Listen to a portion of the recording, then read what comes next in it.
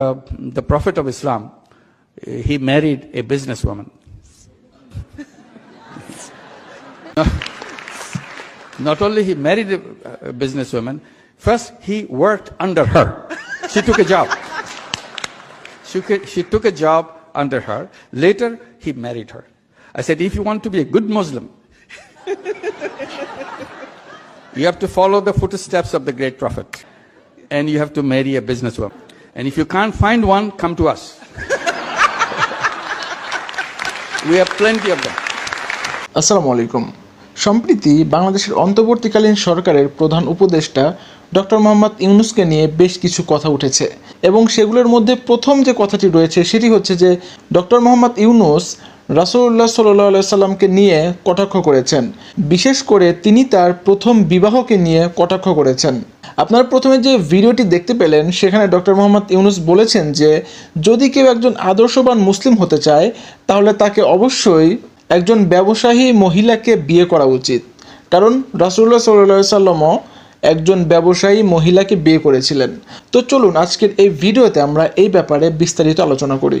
Doctor Mohammad Yunus, যিনি 1976 সালে প্রথম গ্রামীণ ব্যাংক আমাদের দেশে নিয়ে আসেন এবং সেখান থেকে তিনি গ্রামীণ লোকদেরকে ঋণ দেওয়া শুরু করেন এবং তিনি তার এই ব্যাংকিং সেবার মাধ্যমে সবাইকেই ব্যবসায়ী হতে উদ্বুদ্ধ করেন।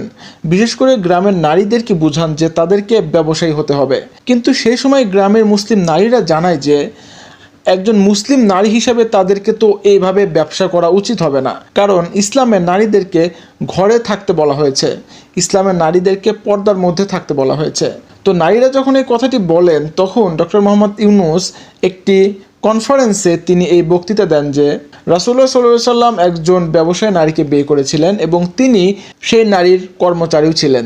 তিনি বলছিলেন হযরত খাদিজা রাদিয়াল্লাহু তাআলা আনহা এর কথা এবং তিনি এটাও বলেন যে আপনাকে একজন আদর্শবান মুসলিম পুরুষ হতে হলে অবশ্যই আপনাকে ব্যবসায়ী নারী বিয়ে করতে হবে, আর আপনারা যদি তাদেরকে খুঁজে না পান তাহলে আমাদেরকে জানান, আমাদের কাছে যথেষ্ট পরিমাণ ব্যবসায়ী নারী রয়েছে।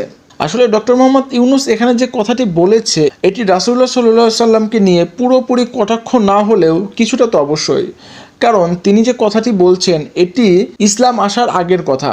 কারণ রাসূলুল্লাহ সাল্লাল্লাহু আলাইহি সাল্লাম যখন হযরত খাদিজা রাদিয়াল্লাহু তাআলা আনহাকে বিয়ে করেন তখন কিন্তু তিনি নবুয়ত প্রাপ্ত হননি, অথবা তখন কিন্তু এখনকার মতো ইসলাম প্রতিষ্ঠাও হয়নি।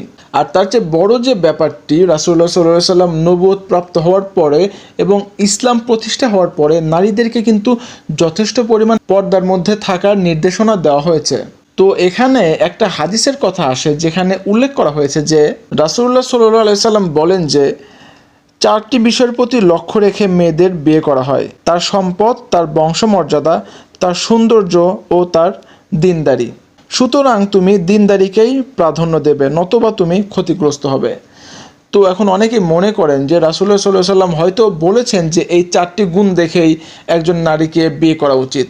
আসলে তা না, রাসূলুল্লাহ সাল্লাল্লাহু আলাইহি সাল্লাম বলেছেন যে এই 4টি গুণ দেখে নারীদেরকে বিয়ে করা হয়, কিন্তু যদি কেউ দিনদারিতাকে প্রাধান্য না দেয় তাহলে সে ক্ষতির সম্মুখীন হবে। তো এখানে ডক্টর মোহাম্মদ ইউনূস যে কথাটি বলেছে যে একজন আদর্শবান মুসলিম হতে হলে একজন পুরুষকে অবশ্যই ব্যবসায়ী মহিলাকে বিয়ে করা উচিত, এটি সম্পূর্ণ না হলেও কিছুটা কটাক্ষ করে রাসূলুল্লাহ সাল্লাল্লাহু আলাইহি সাল্লামের প্রতি। আর একজন মহিলা যদি ব্যবসা করতে চায় তাকে কখনো ইসলাম বাধা দেয়নি, কিন্তু এখানে কয়েকটি বিষয় লক্ষ্য করতে হবে। একজন মহিলা যদি ব্যবসা করতে চায় তার প্রথমে তার স্বামী সন্তানকে সময় দিতে হবে, তাদেরকে সময় দেওয়ার পরে যদি সে সময় পায় তাহলে সে ব্যবসা করতে পারবে, তাও আবার সম্পূর্ণ পর্দার সহিত, এবং সেই সাথে তার যে মাহারাম পুরুষ রয়েছে তাদের সাথে তিনি ব্যবসায়িক সম্পর্ক রাখতে পারবেন। তো ডক্টর মোহাম্মদ ইউনূস যে কথাটি বললেন এটি আমরা রাসূলুল্লাহ সাল্লাল্লাহু আলাইহি সাল্লামের প্রতি কটাক্ষ যদি নাও বলি তবুও কিন্তু আমরা এই কথাটিকে ফেলে দিতে পারি না, কারণ তিনি একটি হাদিসের অপব্যবহার করেছেন, অথবা তিনি রাসূলুল্লাহ সাল্লাল্লাহু আলাইহি সাল্লামের যে আদর্শ সেটার কটাক্ষ করেছেন। তো যাই হোক, সম্বন্ধে দর্শক শ্রোতা, আমি বলতে চাই যে যে কোনো বিষয়ে কথা বলার আগে সেই বিষয়টিকে নিয়ে ভালোভাবে অ্যানালাইসিস করা দরকার, কারণ মানুষ ব্যবসার উদ্দেশ্যে অনেক কথাই বলে, কিন্তু ইসলামকে নিয়ে, রাসূলুল্লাহ সাল্লাল্লাহু আলাইহি সাল্লামকে নিয়ে যথেষ্ট পরিমাণ অ্যানালাইসিস না করে কোনো কিছু বলা উচিত না। তো যাই হোক, আমি চেষ্টা করেছি এই কনসেপ্টটিকে ক্লিয়ার করার জন্য।